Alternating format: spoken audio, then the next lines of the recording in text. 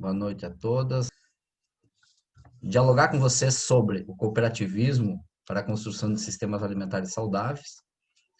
Nesse período que nós nos encontramos, eu acho que é um período bem diferente do que nós vivemos até então, e tem algumas reflexões que eu vou fazer hoje aqui que vem de encontro a este período que a gente vem passando, que é o período de pandemia. Eu não atualizei o Lattes, Márcio, ainda, eu não coloquei ali. Eu sou coordenador do curso de especialização em cooperativismo da URGS, aqui no Litoral Norte, o curso EAD, onde vários colegas do GEPAD fazem parte, como professores, tem vários alunos também que estão fazendo o nosso curso da Escola Virtual do Inverno. Então, sem delongas, finalizando, parabenizando mais uma vez o Paulo e os idealizadores da primeira Escola Virtual do Inverno, eu vou dar início, então, à minha contribuição. A estrutura da apresentação de hoje eu vou tentar fazer muito breve, na verdade, pelo tempo que tenho disponível. Passaram que é só 2 horas para cada palestrante, então eu vou tentar ser ágil nesse processo. Um breve contexto teórico, tá?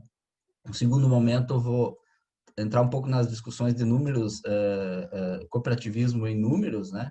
O que a gente fala quando a gente dialoga sobre o cooperativismo. Os olhares sobre o cooperativismo atual, principalmente, bem pontual no momento que a gente está vivendo, inclusive, mas também fazendo alguns comentários em relação a um pouco do histórico que a gente tem observado ao longo dos anos no Brasil em relação ao cooperativismo. E, por fim, as considerações, então, não são considerações finais, são considerações gerais que eu vou tentar deixar alguns apontamentos do que eu acho importante frente ao que a gente vem acompanhando. Se nós for analisar o cooperativismo, e aí a gente tem que entender, no primeiro momento, quando a gente chega tentando dialogar as questões teóricas do cooperativismo, a primeira questão que vem é por que as pessoas se cooperam. Por que as pessoas cooperam? Por que elas se incluem numa cooperativa? Esse é o primeiro ponto para a gente começar a dialogar sobre o cooperativismo, para a gente tentar entender, e não diferente, as distintas vertentes teóricas buscam também analisar os dilemas e os paradoxos do cooperativismo, da cooperação ou da ação coletiva. Quando tu vai estudar, vai pesquisar sobre teorias do cooperativismo, tu vai encontrar dilemas, paradoxos e outras coisas relacionadas ao porquê as pessoas cooperam ou porque elas não cooperam, o que acontece quando elas cooperam. Eu busquei assim centralizar um pouco a minha apresentação em 2 vertentes teóricas, tá, sobre o cooperativismo. Uma delas é a corrente doutrinária, inspirada na experiência de Rochard Daliani, onde os conhecidos socialistas utópicos, que se centram basicamente nos ideais de fraternidade e justiça, na solidariedade, na união de forças, ou seja, juntos somos mais fortes, unidos venceremos, e assim por diante. Se focam no bem comum, então essa corrente utópica se foca centralmente no bem comum. A segunda corrente que eu vou trabalhar aqui, que eu acho que dialoga um pouco com o que a gente observa no Brasil, é a teoria econômica da cooperação, da escola de Münster. Um apelo mais crítico é muito vulnerável e pode desencadear uma visão economicista das cooperativas, e aí nós temos experiências em relação a isso. A centralidade é o econômico, a competitividade do e no processo, ou seja, como que a gente se mantém no processo, e o que importa é a produção, a renda barra lucro, ou o negócio, o negócio é maximizar a produção, diminuindo os custos e aumentando os lucros. Ou seja, é bem comum a gente observar que as pessoas estão muito preocupadas com o negócio que circula dentro das cooperativas em muitos casos. Eu brevemente vou destacar 3 vertentes teóricas aqui que aproximam essas discussões que a gente tem realizado e tem observado, que é uma vertente marxista, né? E aí a marxista vem de encontro, para eles a identidade da classe prevalece. Nesse caso, o cooperativismo é algo utópico, no geral, refutam o cooperativismo em detrimento das lutas de classe, mas os marxistas se somam a algumas ideias do cooperativismo por meio do contraponto ao capitalismo, ou seja, a ação coletiva em contraponto ao individualismo. Então, aí nós conseguimos fazer com que o marxismo em si se some à discussão do cooperativismo. O outro grupo é os weberianos, né? Todo indivíduo é herdeiro de uma visão de mundo, repleto de valores. Somos fruto do contexto onde nos criamos, logo dos valores e das tradições. E nesse contexto, a cooperação depende do ambiente cultural, de onde viemos, do contexto coletivo ou individualista. E aí, para nós nos apresentar como cooperativos ou não, a gente precisa entender esse contexto. Para este grupo, a ação coletiva é decorrente do sentido dos indivíduos, tradicional, afetivo, valorativo e ou econômico. Então, este é o sentido das discussões dos weberianos. A corrente do Durkheim, então, que ela chega um pouco mais ao campo mais que a gente observa e destaca alguns apontamentos. O cooperativismo ou a ação coletiva, a ação social, se baseia na solidariedade, que está intrínseca no ser humano. Então, o Durkheim, ele diz, olha, o ser humano coopera porque é dele, o processo de cooperar, de ajudar o outro, de ser somado, de ser solidário, está intrínseco ao indivíduo. Os indivíduos colaboram, pois são inclinados a fazerem as coisas de forma coletiva. Com atividades coletivas, todos ganham, logo todos vão cooperar. Ou seja, se eu compreender que de forma coletiva a gente vai ganhar, então logo eu me considero uma pessoa apta a cooperar. A divisão social do trabalho é fundamental nesse contexto. Então, como que a gente pode, de forma coletiva, dividir o trabalho? Isso é um ponto importante para eles. E precisamos investir fortemente na educação. Eu acho que a questão central do Durkheim aqui, o que eu tentei destacar, que é a questão da educação, né, na formação das pessoas, para que elas evoluam conjuntamente e tenham coesão social. E aí nós estamos num período muito delicado no mundo, no país, no estado, nos nossos municípios, em relação à questão dos senões em relação à educação. E, por fim, a coesão social trará desenvolvimento para as comunidades. Então, se nós tivermos união, nós tivermos coesão social, se nós tivermos cooperação, se nós deixarmos o ser humano, o nosso ser humano respirar, a gente vai logo cooperar e logo vai ter cooperação, vai ter desenvolvimento e vai ter felicidade para todos. Muito fácil. Bom, a teoria neoclássica, daí para finalizar, que é a quarta teoria que eu destaco, a cooperativa como uma empresa, não como uma, a cooperativa como uma empresa não cooperativa, ou seja, ela pode ser, e eu acho que nesse ideal tem muitas experiências nesse sentido. As cooperativas enquanto uma extensão da propriedade, ou seja, a cooperativa é algo que dá um suporte para aquela atividade individual que a gente faz no dia a dia, ou seja, na cooperativa a gente consegue ter uma extensão desta nossa individualidade. As cooperativas podem atuar como firmas independentes, e aí é um cenário que a gente observa também cotidianamente no nosso ao redor, né? Cooperativa enquanto um nexo de contrato, ou seja, não passa muito de uma relação contratual, um negócio que nós temos, um compromisso aqui e acolá. E uma observação final, depois de apresentada todas essas questões, nós podemos facilmente encontrar experiências cooperativas que representem todas as vertentes teóricas destacadas.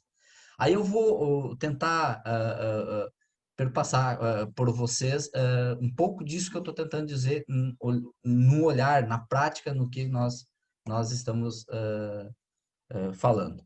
Uma outra pergunta que nós devemos nos fazer quando a gente quer estudar, analisar ou compreender as cooperativas, tem três questões básicas que nós precisamos observar.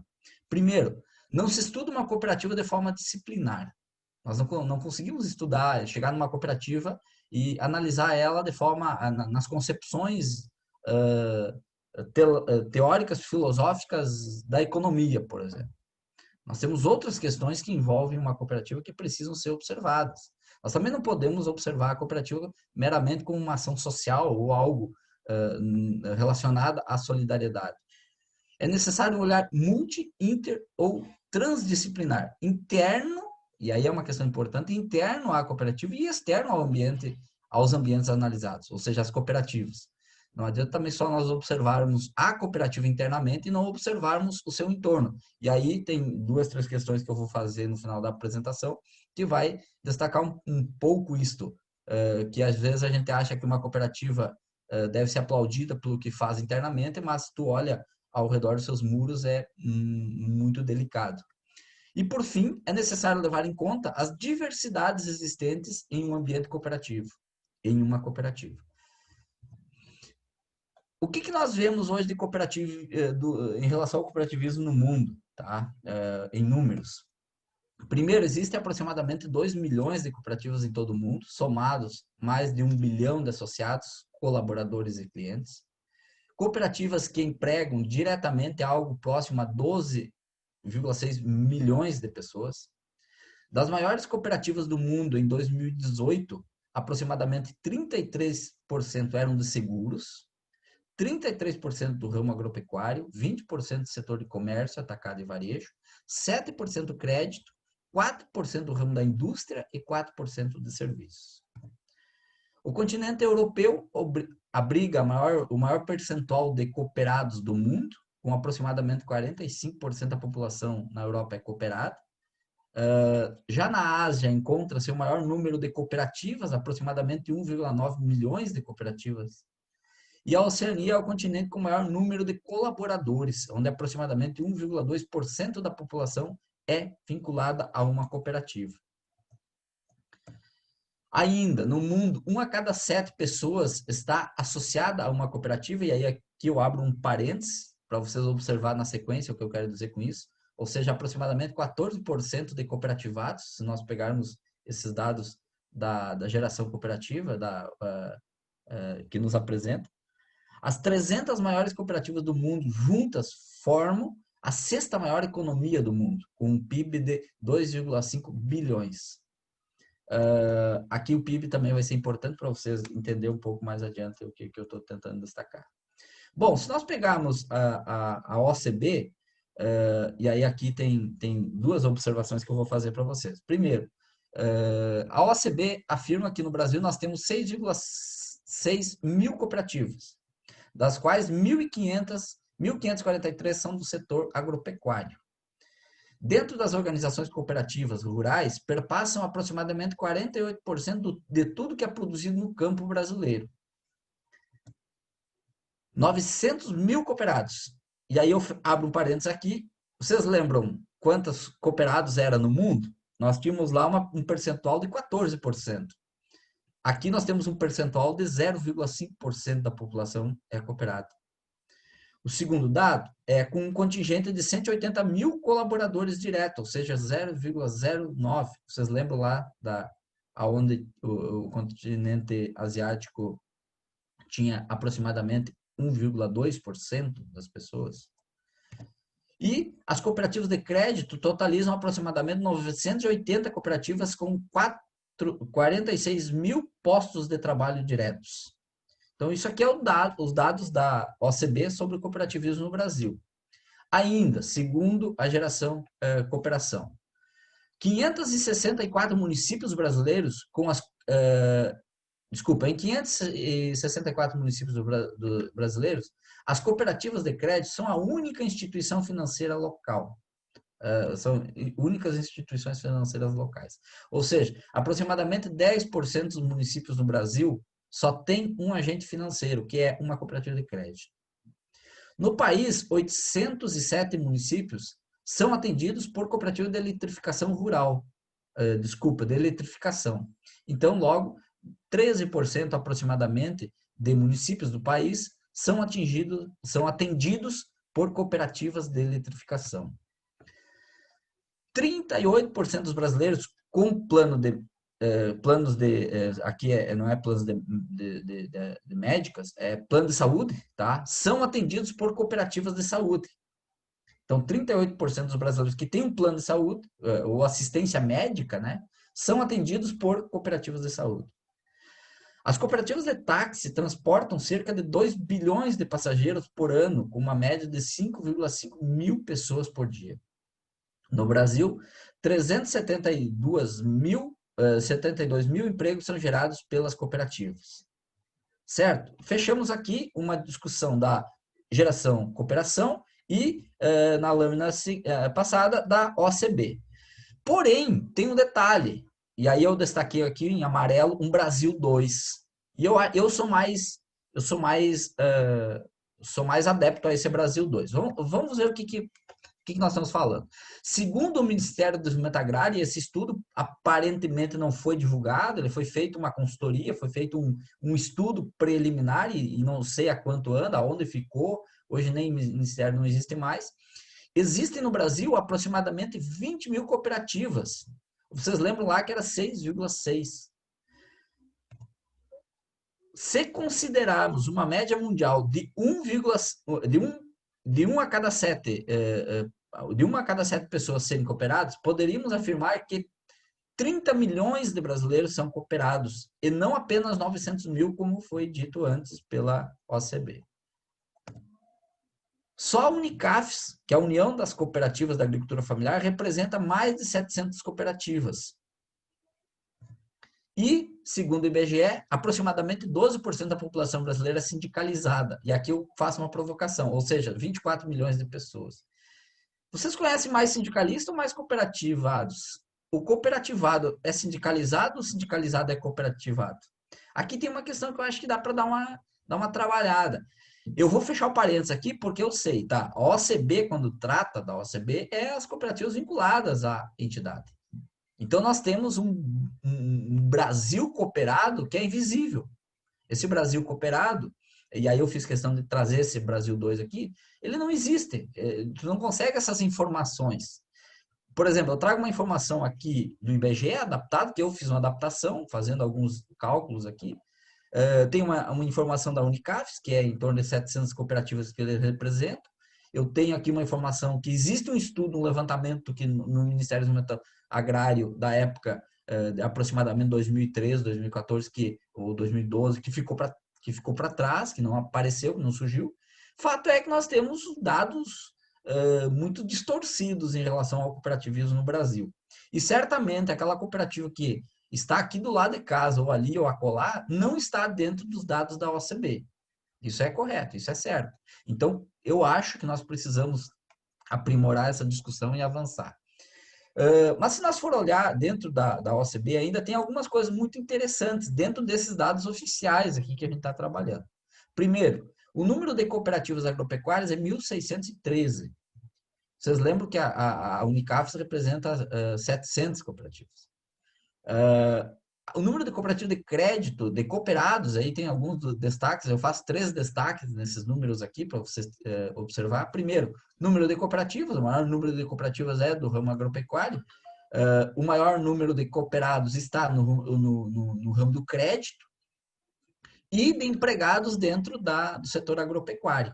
E aí eu faço 2 apontamentos aqui que eu gostaria de conversar com vocês, que é a temática que nós estamos conversando e que nós queremos dialogar com você sobre o cooperativismo nesse cenário, é consumo, ou seja, cooperativa de consumo.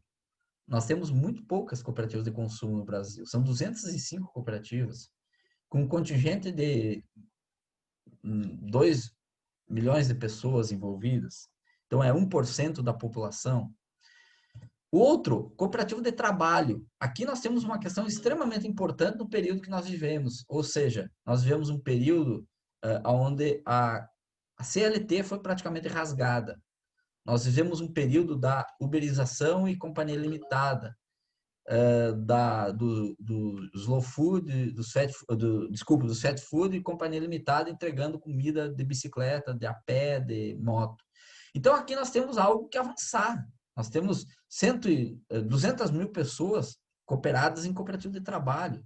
nós temos 5.000 pessoas envolvidas em emprego. Então, nós precisamos, em alguns lugares, nós podemos avançar muito, e eu destaquei dois, consumo e trabalho, basicamente.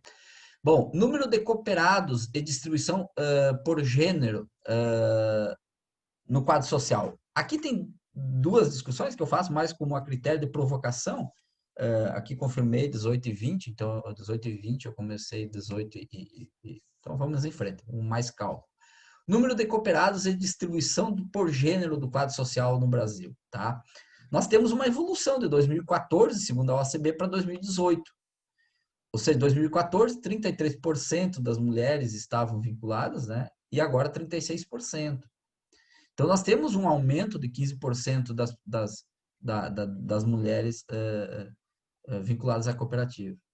A força de trabalho, então a força de trabalho dentro da cooperativa, ela está um pouco mais parecida com a realidade, mas ainda os homens estão mais presentes na força de trabalho dentro das cooperativas no Brasil. E aí eu vou fazer uma provocação para vocês. Esse dado aqui foi feito de forma meio empírica, com uma pesquisa bem experimental, e aí foi uma aluna da especialização em cooperativismo que em alguns momentos a gente chegou a conversar sobre ela, querendo fazer o trabalho final dela, inclusive, sobre isso. E aí eu fizemos um levantamento básico, assim, onde ela estava, dentro de diversidades de cooperativa, e nós encontramos uma coisa muito interessante. Cooperativismo e gênero no comando das cooperativas. No comando das cooperativas, ou seja, na linha de frente, de gerente, presidente, parte do conselho. O que nós temos no Brasil, aproximadamente? Essa é a realidade. E aí, por exemplo, é muito fácil você encontrar uma cooperativa que nunca teve a experiência de ser comandada por uma mulher no Brasil. Hein? Então, nós precisamos avançar. E tem um detalhe, eu fiz questão de circular aqui, que esses 2% aqui é uma parte de uma cooperativa de costureiras, né? Que daí talvez o homem não pode assumir a liderança, e uma outra cooperativa de pequeno porte, tá? Então, isso é uma coisa que nós precisamos observar com mais calma antes de nós avançarmos. Eu trouxe aqui os números, eu vou passar aqui, porque eu acredito que na aula tenha mais gaúcho do que do restante do Brasil, mas eu vou apontar aqui o que a OCERGS do Rio Grande do Sul apresenta sobre as cooperativas. A OCERGS é a OCB, né? Ligada, então é a mesma fonte de informação. No Rio Grande do Sul, basicamente 426 cooperativas, com 2 milhões de associados, aproximadamente 61,8 milhões de empregos ativos. E aqui eu trouxe essas informações porque é um cenário que a gente observa, tá? Os ativos cresceram 94% nos últimos 5 anos, passaram de 35 bilhões em 2012 para 69 bilhões em 2017. Eu estou falando de ativos de cooperativas no Rio Grande do Sul. Então, uma crise que, né? Uma crise, seguimos, tá?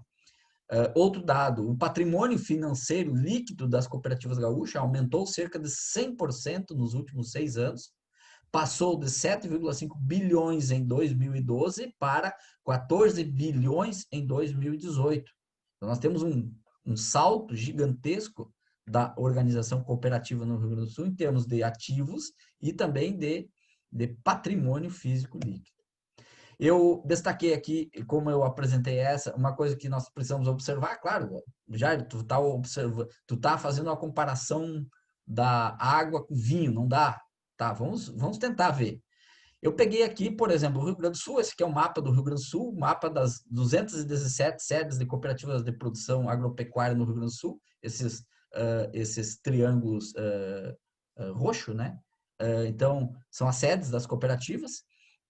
Eu peguei uma tabelinha do IDH, do Índice de Desenvolvimento Humano do Estado do Rio Grande do Sul, pegando as 20 primeiras posições e destaquei duas coisas. Esta região aqui é uma das regiões que mais concentra cooperativas no Rio Grande do Sul. E dos 20 municípios com melhor índice de desenvolvimento humano no Rio Grande do Sul, 13 estão nessa região. Então, nós temos uma região de minifúndio, é uma região de agricultura familiar, e é uma região com índice de desenvolvimento humano muito bom relativamente, comparando com outros municípios. Aí eu vou sair daqui e o que sobra é Três Arroios, Lagoa dos Três Cantos, Horizontina, Ijuí, Sarandi, que são municípios onde também o cooperativismo circula muito forte, né? Então, ou seja, a gente sai de um horizonte e vai para um outro horizonte. Mas eu fiz questão de destacar duas coisas que é importante, eu acho, nós observar. Primeiro, no sul do o sul do Rio Grande do Sul é assim, a região mais pobre do estado, o extremo sul do Rio Grande do Sul. Então, é essa região aqui que eu destaquei. E existe um vazio de cooperativa. Ah, mas professor, as grandes propriedades, Tá, vamos lá. O litoral norte do Rio Grande do Sul é o segundo mais pobre, é a segunda região mais pobre do estado. Logo, também, com 300 e poucas mil pessoas, existe um vazio de cooperativas aqui. Por exemplo, nós estamos aqui há 5 anos no litoral norte, no campus litoral norte da URGS, e a gente não encontra, por exemplo, pescadores cooperativados. Não encontra, por exemplo, cooperativa de garçom. Tu não encontra, por exemplo, cooperativa dos quiosqueiros.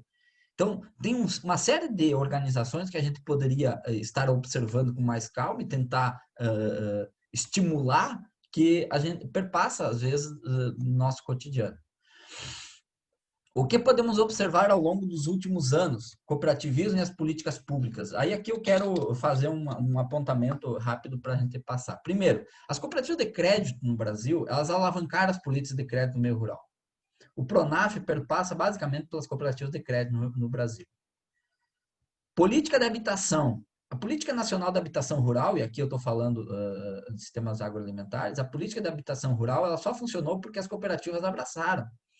Basicamente a Cooperaf e a Coaf alavancaram a Política Nacional da Habitação Rural, ou seja, as cooperativas alavancaram.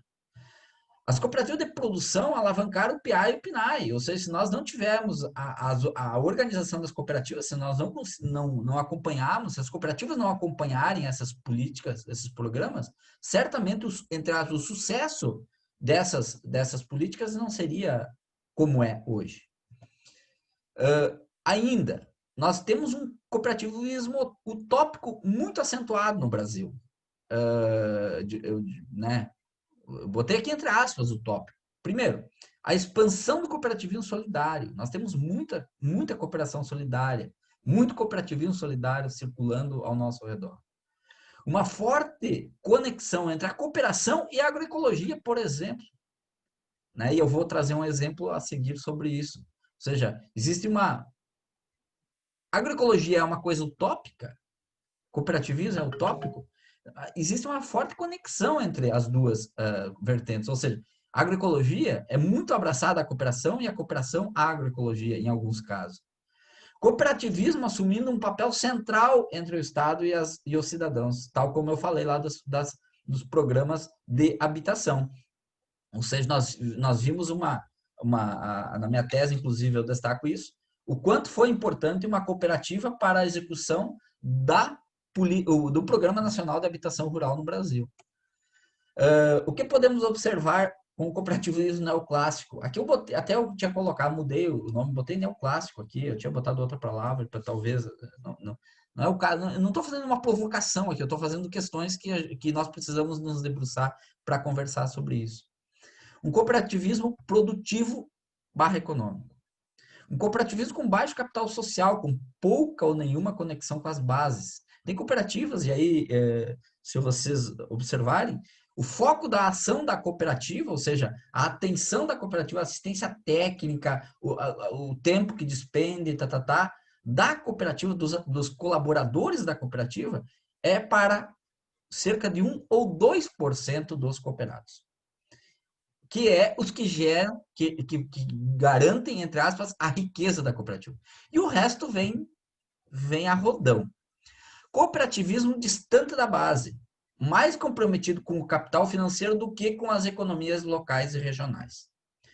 Eu vou pedir licença para vocês. Eu ia fazer uma apresentação aqui de algumas experiências dessas, e até eu tirei da frente a imagem, eu ia botar uma caixinha de texto ali para preservar a imagem da empresa, da cooperativa.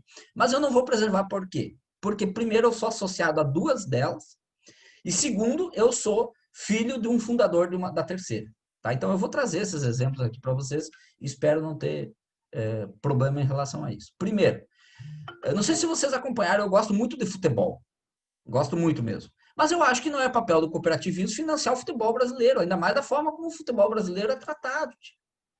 O futebol brasileiro é um futebol mercenário. É um futebol onde pobre assiste o jogo trepado no muro do estádio. Então, como que uma cooperativa tão importante no Brasil como a Sicredi se coloca no financiamento de um processo desses? Bom, mas vamos além. O avião dos rebeldes, tá? Para ficar aqui no campo da, né? Não vou apresentar nada aqui. O avião dos rebeldes. Quem não viu? Eu ouvi falar do avião dos rebeldes e fiquei assim, ó, endoidecido. Não é possível que um grupo de dirigentes de uma cooperativa compre um avião no Brasil. E aí aconteceu em Francisco Beltrão, no Paraná, onde o pessoal da Cressol de lá compraram um avião para a direção, para os colaboradores, também para né, as pessoas que, certamente, grande parte dos associados nunca vai entrar no avião. E o terceiro exemplo que eu trago, que eu digo para vocês que eu acho que tem cooperativas muito distantes das regiões onde estão inseridas, nós viramos um período de pandemia, onde as regiões e os municípios, as pessoas estão sofrendo muito. Então, nós precisamos dar atenção ao que está acontecendo. Por incrível que pareça, a Copatrigo, que é uma cooperativa que meu pai foi um dos fundadores, a Copatrigo é uma cooperativa na região Missões, São Luís Gonzaga, é a sede dela, faturou e dividiu em 2019 30 milhões entre os associados. 30 milhões entre os associados. Esse foi a notícia de 3 de janeiro de 2020, deste ano. Ou seja, no início do ano a cooperativa divide 30 milhões entre os associados. Eu fiz uma postagem na minha rede social provocando. Amigos, me avisem aí qual é a cooperativa que está fazendo inserção, está botando a mão no bolso para investir na saúde neste momento tão delicado do Brasil. Estou aguardando. Algumas informações vieram. Agora, muitas informações que eu gostaria que tivessem vindo não vieram. Por exemplo, a Copatrigo eu não encontrei uma ação. Encontrei. Olha só.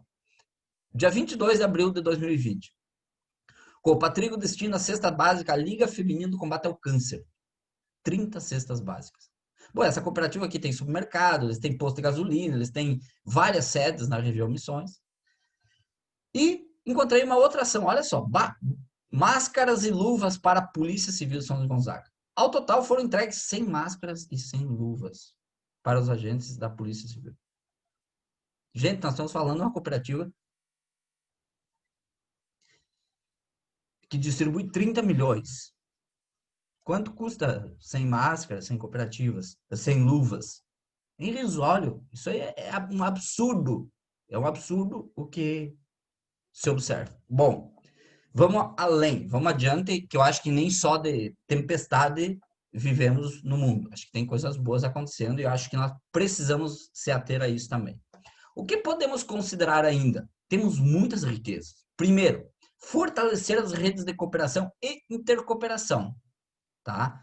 Nós temos algumas experiências fantásticas em relação a isso. Ó, errei o teu nome aqui, Neto. Circuitos de comercialização de alimentos ecológicos em rede. Vocês lembram que eu falei que nós temos uma conexão muito forte entre cooperativismo e agroecologia no Brasil? E é muito fácil observar isso. A Ecovida, por exemplo. Mas não se restringe a ela. A Recosol, a nossa colega Daniela Oliveira, em 2015, fez um estudo que analisou uma rede de cooperativas da Serra Gaúcha. Aqui faltou o título da imagem. E em 2009 eu vi o Schneider fazendo uma apresentação, até foi ele que me passou o mapinha, né, da nossa recente iniciativa que foi criada, que é a Rede Coop, né, 39 cooperativas em 30 municípios, atendendo 12 mil famílias articuladas em rede. Por que eu trouxe essas experiências? Para destacar algumas coisas. Por exemplo, nós precisamos apostar na intercooperação institucional. Dia 25 de março, aqui está um termo de parceria ele está dividido aqui em duas partes. Eu cortei a parte inicial e a parte final do termo, tá? A Durgs Sindical, Cooperativa Girassol e a Redecop firmaram um termo de parceria, tá?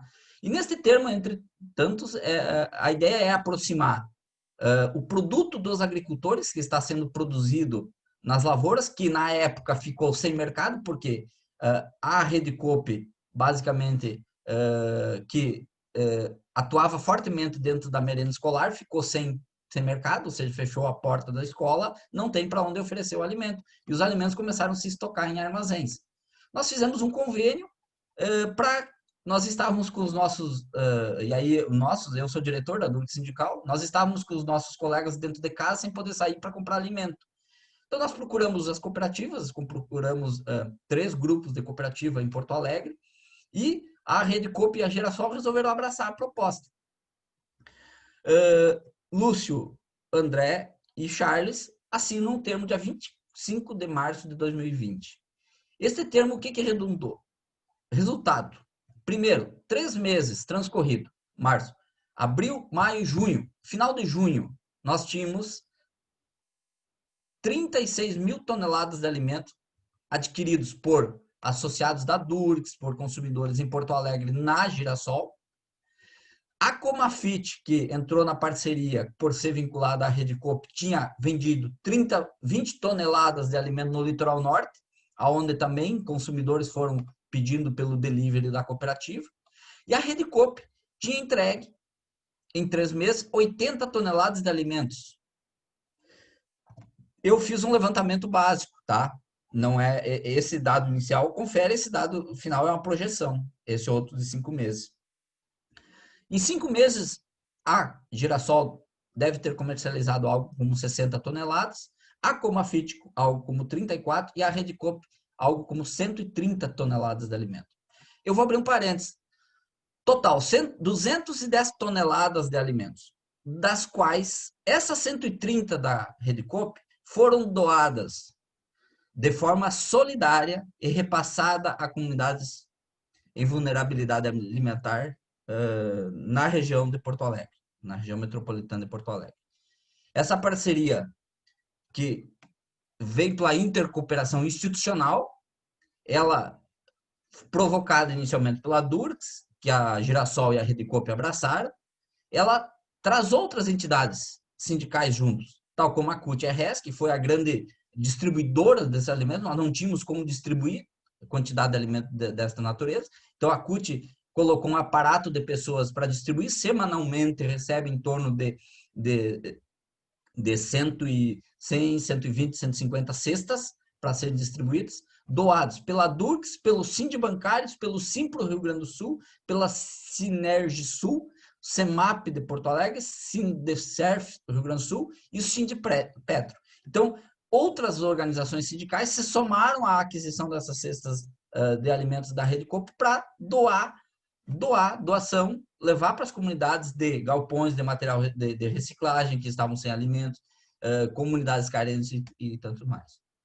Quanta diferença se você pegar uma cooperativa da Redecop, que são 36 cooperativas, 30 municípios, com uma renda, alguns caminhões, com uma estrutura pequena, de uma outra grande cooperativa que tinha tudo para fazer solidariedade nesse momento, não precisa ir para dentro das prefeituras, fazer doação institucional, se tem problemas internos, que alguns não gostam muito de fazer relação para não promover este ou aquele cidadão político.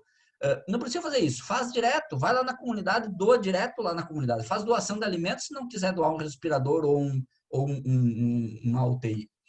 E indo adiante, então, o que podemos considerar ainda pontos caros e que precisamos dar atenção? Primeiro, refundar, rejuvenescer, fortalecer e fidelizar o capital social. Nós precisamos trabalhar aí em geral, não estou falando da N nem da Z, estou falando de todas as cooperativas. Se nós não fizermos isso, se nós não tivermos fidelidade do capital social, nós não vamos conseguir vencer os nossos obstáculos. Eu falo isso para as cooperativas de agroecologia, os produtores agroecológicos. Se nós não fidelizarmos o produtor agroecológico, se nós não fidelizarmos o consumidor de produtos agroecológicos também, nós corremos o risco de perder eles para um negócio, Ou seja, uma grande fazenda de produto orgânico acaba oferecendo produto mais barato e o cara vai porque não tinha capital social. Tem um negócio. Eu compro um produto limpo, um produto saudável, porque eu tenho condições de comprar um produto saudável. Assim que alguém me oferecer mais barato, eu salto fora. Segundo, economia solidária. Antes de ser solidária, ela é econômica. E nós precisamos avançar nisso. Não é possível que a solidariedade refuta a economia. Precisa ser viável a discussão da economia solidária. Nós não podemos mais fazer com que militantes, entre aspas, continuem, sei lá, como é que eu vou dizer, circulando, correndo para lá e para cá, sem renda, sem viabilidade econômica. Desculpa, tocou aqui do lado. Terceiro, dar valor às economias e às dinâmicas locais e regionais. Sétimo princípio do cooperativismo. E aí, assim, ó, não é possível que uma organização cooperativa faça tanta força, eu sou associado a ela, ou seja, venha trazer desenvolvimento local, consuma no local, e aí nós vamos financiar um campeonato de futebol. Eu sou associado.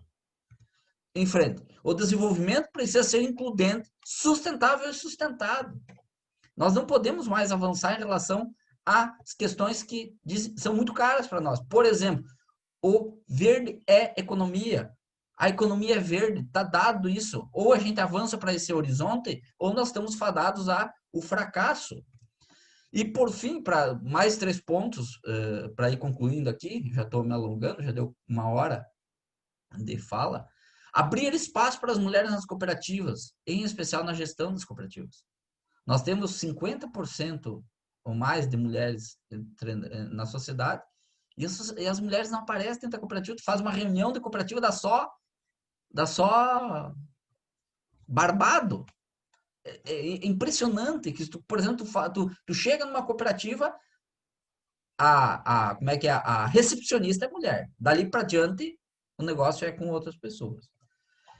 As cooperativas precisam encarar o mundo virtual e se apropriar das plataformas. Aí, o que eu digo isso? Nós não podemos mais refutar o mundo virtual. Está aí, nós estamos aqui nesse exato momento fazendo home office. O home office nós fizemos há muitos anos. Ou vocês acham que os cortadores de planilha, os cortadores de calçado aqui do Vale do Sapateiro, que levavam o material para cortar em casa, que faziam a pluriatividade da agricultura familiar, não faziam home office? Ou seja, não tinham mais uma renda, não se vinculavam a outra atividade. Ainda, os agricultores que vão, num turno são agricultores, no outro turno vão para dentro de um frigorífico. Eles fazem home office. Outros, os integrados, que nós temos que olhar para esse povo aí, eles fazem home office a vida toda. Então, nós temos que conversar sobre isso. Principalmente porque nós temos e nós vamos ter que resolver um problema muito sério depois do pós-pandemia, que é o contingente de desempregado no país. O contingente de desempregado no país é enorme, é incalculável neste momento. Depois de, claro, deixar as pessoas sem direito nenhum em relação a quase sem direito, depois de rasgarem praticamente a CLT, agora nós temos a pandemia que fez com que muitos empresários aproveitassem para se aposentar e dizer que por causa da pandemia quebraram. E eu não tenho mais como pagar o direito, eu fali. Bom, tá bom, vem num processo de falência, existe isso, mas muitos aproveitaram a onda para abrir outra coisa. Então nós precisamos observar isso. E por fim, a segurança e a soberania alimentar precisam de nós. E aí eu aqui viajei, né? Segurança e soberania alimentar precisam de nós. Nós precisamos de segurança e soberania alimentar. Mas essa discussão, segurança e soberania alimentar, precisa de nós, das cooperativas e do nosso capital sociopolítico e organizacional. Eu acho que não dá mais para a gente avançar. E aí aqui nós tivemos a primeira escola no inverno que trouxe questões riquíssimas em relação à alimentação, mas certamente as cooperativas e o contingente socio-organizacional que nós temos, todo esse arcabouço organizacional que vai desde a produção até a comercialização, são extremamente importantes para nós. Nós precisamos fortalecer urgentemente retornar à discussão das agroindústrias familiares. A agregação de valor da produção agrícola.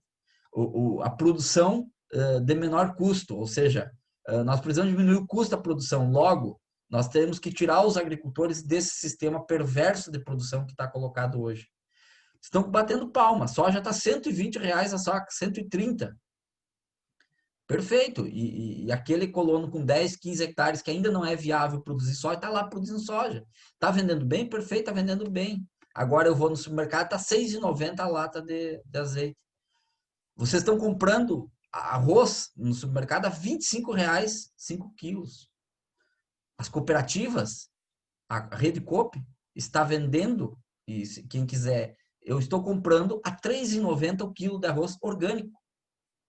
Ainda estão mantendo, é o mesmo preço desde o início da pandemia. Como que alguns podem manter o preço, garantir essa oferta, e outros aproveitam o embalo para ter mais lucro? É uma coisa que nós precisamos, então nós precisamos, entre aspas, organizar esta aproximação. Nós precisamos nos aproximar. Porque, por fim, aproximar os atores sociais e políticos e suas instituições é necessário e urgente. Então, qual é que é o papel do cooperativismo em toda essa discussão que nós fizemos durante esses últimos dias com vocês? É central. A cooperação, o cooperativismo, a solidariedade, a ação coletiva. A ação coletiva nos guia, nos orienta. Nós temos um grupo de pesquisa aqui, que é a ação coletiva. Então, que fez a primeira escola de inverno, nós temos um grupo que cria uma especialização em cooperativismo, que está formando o primeiro grupo de alunos, especialistas em cooperativismo pela Universidade Federal do Rio Grande do Sul, no início do ano que vem. Desculpa, na metade do ano que vem. Mas nós temos outras iniciativas que a gente pode fazer também. Fato é que nós, muitas vezes, estamos entrando num outro horizonte, que é refutar as coisas. É muito fácil chutar a canela dos outros e dizer assim, ó, não, onde tem cooperativismo não tem negócio. Não, peraí, eu sei que tem negócio. Agora, nem todas as cooperativas são responsáveis por fazer negócios. Existe gente que faz, por exemplo, ainda as cooperativas de crédito no Brasil não conseguem oferecer um financiamento de uma casa. Eu acabei de fazer um financiamento habitacional, sou associado a 2 cooperativas de crédito, e as cooperativas não conseguem me fazer um financiamento conforme eu consigo fazer em outros bancos. Então, nós temos que conversar. Algum problema está dando. Algum lugar está falhando. Quando uma cooperativa, por exemplo, não consegue me oferecer um financiamento habitacional mais barato que o banco, o que vai acabar acontecendo? Eu estou lá com a minha conta na cooperativa, vou botar meu salário lá, vou abrir conta, vou ficar lá. Algumas coisas talvez eu não vou conseguir fazer lá, porque eu não consigo. Ah, mas é disputa, é mercado, eu sei que é. É proteção, eu sei que é. Agora, tem coisas que nós precisamos conversar, porque eu preciso entender por que a cooperativa não pode fazer um financiamento, uma linha de financiamento acessível para que eu consiga acessar, porque se eu entender isso, eu vou me fidelizar, eu vou ter capital social, talvez, e vou fazer o financiamento dentro da cooperativa. Caso contrário, eu não tenho por que estar na cooperativa. Então, nós precisamos muito trabalhar nesses próximos anos aí em relação à cooperação e ao cooperativismo.